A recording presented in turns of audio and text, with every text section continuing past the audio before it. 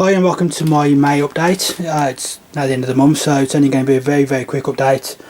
Spent quite a bit of time up here doing, basically starting on the baseboards.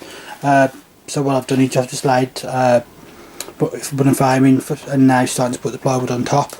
A lot more sturdier than it was before, a lot sturdier I should say than it was before. There's a lot more framework going underneath, and I'm using spirit level this time, which instead of just sort of guessing. So it is absolutely spot on level.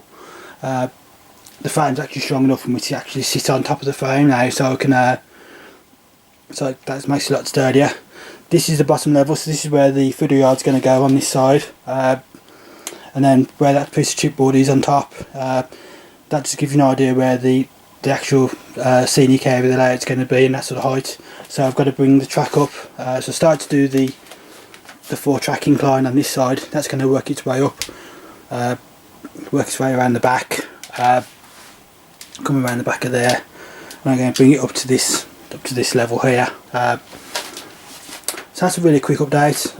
You can see the loft is a mess, and I'm completely taking the old layout apart. So I've still got that section there and the canal section behind all these boards.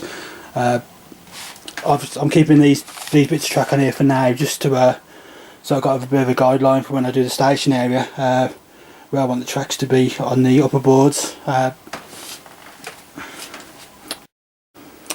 Sorry about that. So yeah, I'm tempted to keep this section, but there's a few places where, like I said, the train bobs along when it goes over the bridge, and it's not completely smooth and level. So I'm tempted to, you know, this was practice, good practice area to practice on, and then I'll get it right on this effort. The plan is now, for the target for the next month is to get the footer yard laid on this side, and the incline done up there, and I'm going to try and work out where I'm going to go with the tracks.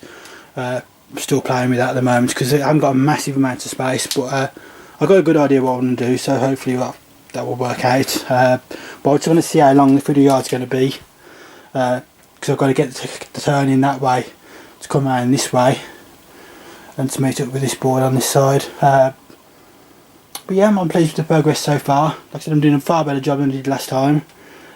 Really taking my time this time. I want to get it right, and hopefully this time I'll have a footer yard that works and it connects up to the main lines.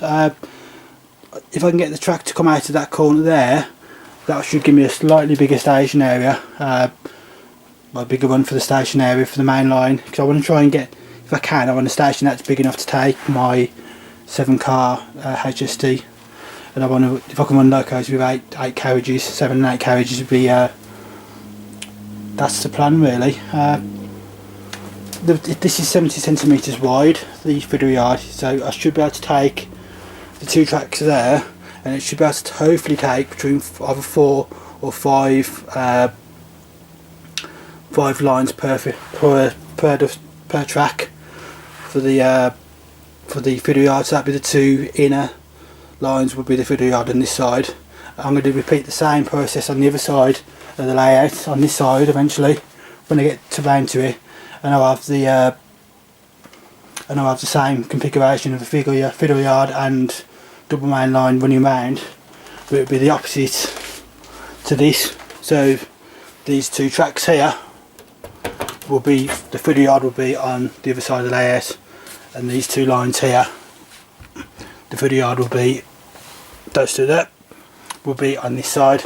But that's my plan. I'm going to use the incline pier, the incline starter set to start me off, and I'm going to, somewhere about there is going to be sort of a 1/4 inch, then sort of 1/2 inch, and then might be somewhere around there, be about the 3/4 of an inch. Basically I'm going to take it up a foot, a 1/4 of an inch every foot, so it's a nice steady climb, so it's not too steep, and hopefully most of my locos will, well, all my locos should really get up that then, hopefully. So that's the end of this update from up here. The next thing I was going to show you is just tag on to the end of the videos. I've joined Wally Model Railway Club. So I actually took my HST along last week and give it a run round on one of the on one of the layouts they've got built at the club room. So I'm going to add that to the end of the video because that's the only thing I can have running at the moment. So I've got no DCC controller. I sold my Gauge Master controller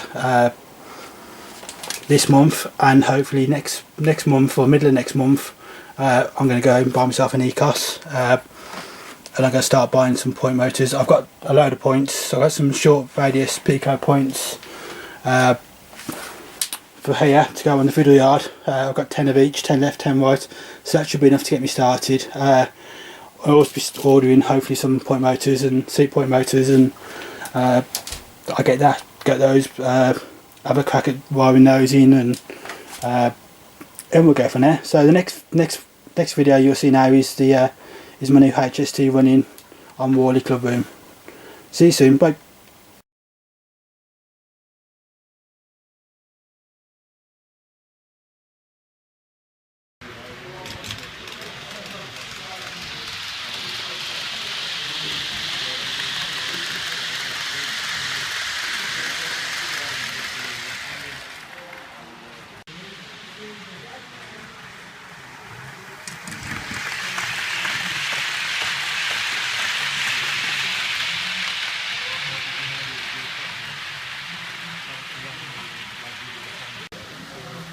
They've got a big hand in the spoil with over the top of it.